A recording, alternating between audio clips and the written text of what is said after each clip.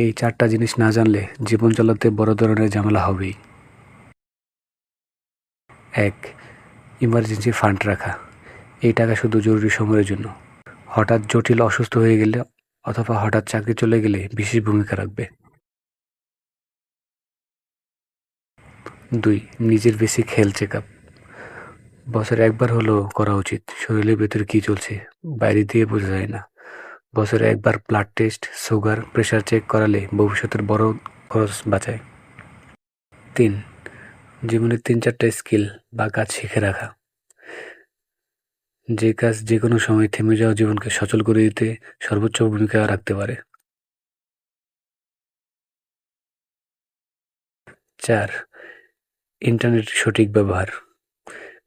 Net দুনিয়ায় শুধু টাকা ঢালতে থাকলে হবে না, ওইখান থেকে কিছু বের করেও নিয়ে আসার টার্গেট থাকতে হবে। এই 4টা জিনিস না জানলে জীবন চালাতে বড় ধরনের ঝামেলা হবেই।